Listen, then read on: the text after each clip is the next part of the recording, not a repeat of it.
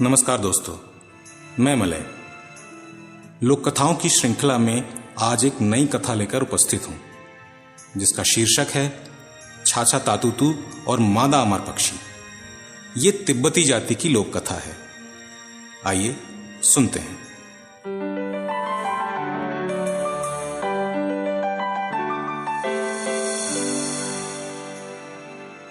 छाछा तातुतु एक बहुत छोटा और बदसूरत पक्षी है, जबकि अमर पक्षी एक बहुत सुंदर और शानदार काल्पनिक पक्षी है। एक समय की बात है, एक मादा छाछा तातुतु ने घास पर बने अपने घोंसले में 3 अंडे दिए। घोंसले के पास ही एक बिल में एक पीका पक्षी रहता था। जब छाछा तातुतु बाहर चली जाती तो वह चुपके से उसके घोंसले में जाकर एक अंडा खा आता। जब वो 2 अंडे खा चुका तो छाछा तातुतु परेशान हो गई। वो पीका की शिकायत करने मादा अमर पक्षी के पास गई। माता अमर पक्षी, तुम सभी पक्षियों की रानी हो। उसने बड़े दुख भरे स्वर में कहा, मैं कितनी अभागिन हूँ। दुष्ट पीका मेरे 3 अंडों में से 2 खा चुका है। मैं अपने 2 प्यारे बच्चे हमेशा के लिए खो बैठी हूँ। आज तुम्हारे पास फरियाद लेकर आई हूँ। क्या दुष्ट पीका से बदला लेने में मेरी मदद नहीं करोगी? मादा अमर पक्षी ने उसकी बात पर कोई ध्यान नहीं दिया और उपेक्षा से बोली, तुम नहीं जानती कि मैं कितनी व्यस्त हूँ?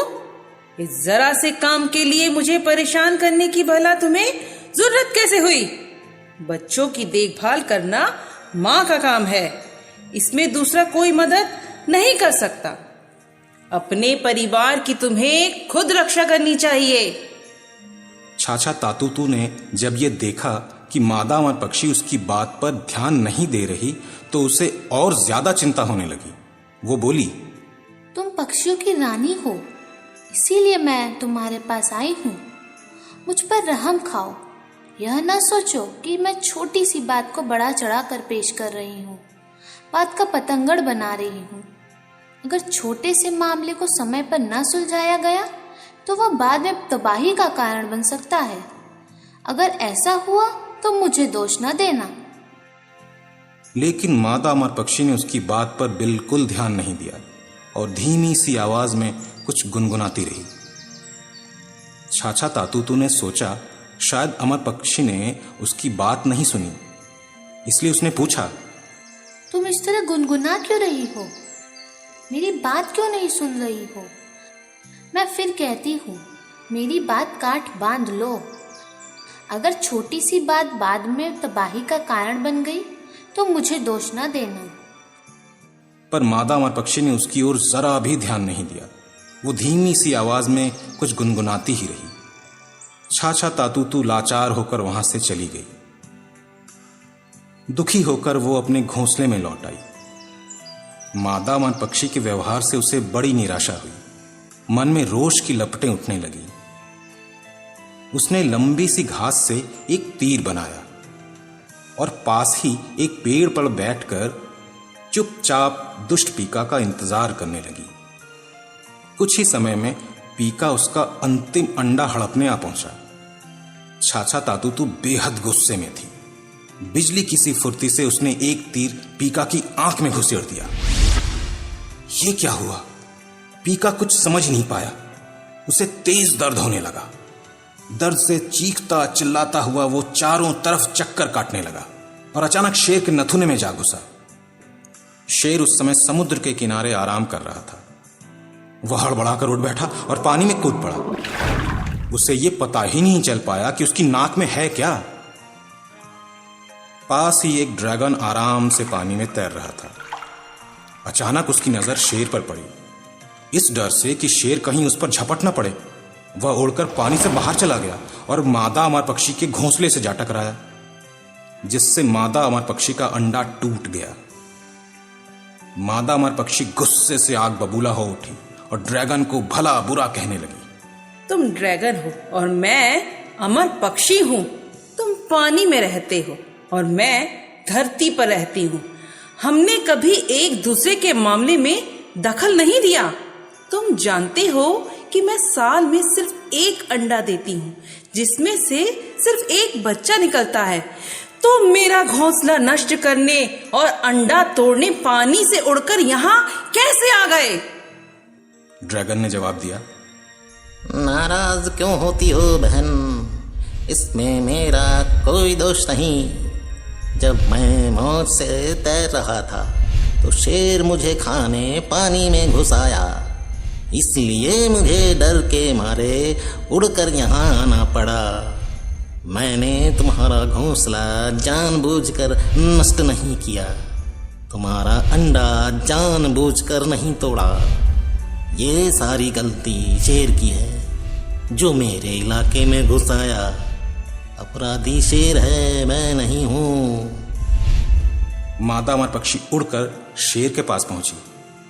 शेर बोला, पक्षियों की रानी, तुम तो बड़ी बुद्धिमान हो, तुम्हें मुझे दोषी नहीं ठहराना चाहिए। मैं चुपचाप समुद्र तट पर सो रहा था, अचानक पीका मेरी नाक में घुस गया, जिससे मुझे इतना दर्द हुआ कि मैं पानी में कूद पड़ा।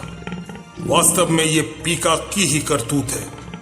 मादा अमर पक्षी पीका की खोज में उड़ चली।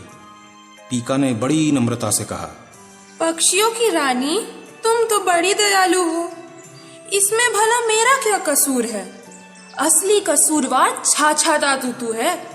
मैं घास पर कलाबाजियां खा रहा था कि अचानक उसने मेरी आंख में तीर घुसेड़ दिया।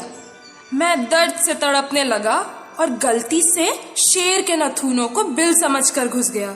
सारी गलती छाछा तातुतु की है। जाकर पूछ लो मैं ठीक कह रहा हूं या नहीं। मादा अमर पक्षी को मजबूर होकर छाछा तातुतु के पास जाना पड़ा।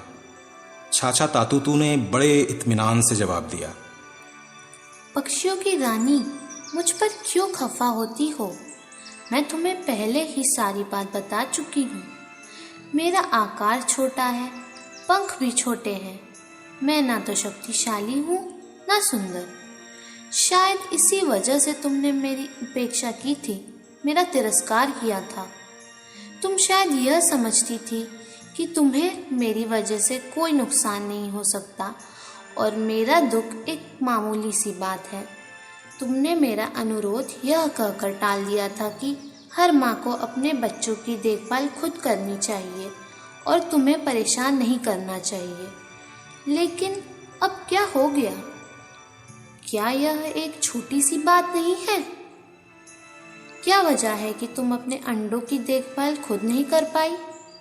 क्या वजह है कि तुम जगह जगह जाकर डांट फटकार लगा रही हो? जब दुष्ट पीका ने मेरे अंडे खाए तो तुमने उसे महज एक छोटी सी बात समझा, लेकिन अब ड्रैगन ने तुम्हारा घोंसला नष्ट कर दिया और अंडे तोड़ दिए, तो क्या उसे भी तुमने एक छोटी सी बात समझा? मुझे अपने 3 अंडे घास पर बने घोंसलों में छोड़कर हर रोज भोजन की खोज में इधर उधर भटकना पड़ता है, जबकि तुम अपना अंडा पेड़ पर बने घोंसलों में देती हो। तुम्हारे लिए अपने अंडों की देखभाल करना हम छोटे पक्षियों से कहीं ज़्यादा आसान है। फिर भी तुमने अपने अंडे की देखभाल अच्छी तरह क्यों नहीं की?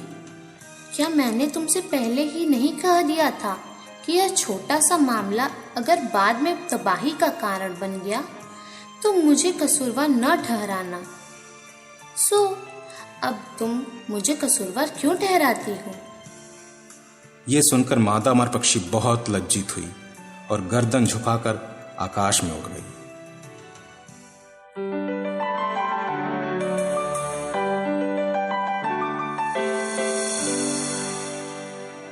तो दोस्तों, ये लोक कथा आपको कैसी लगी हमें कमेंट बॉक्स में ज़रूर बताइए। इसमें कथावाचक और ड्रैगन की आवाज़ है मलय की यानी मेरी, अमर पक्षी की आवाज़ है सोनिया की, शेर की आवाज़ है शैकत की, पीका पक्षी की आवाज़ है श्रेया की एवं छाछा तातुतु की आवाज़ है सृष्टि की। पार्श्व संगीत परिकल्पना, थंबनेल डिज़ाइन तथा एपिसोड संपादन शैकत।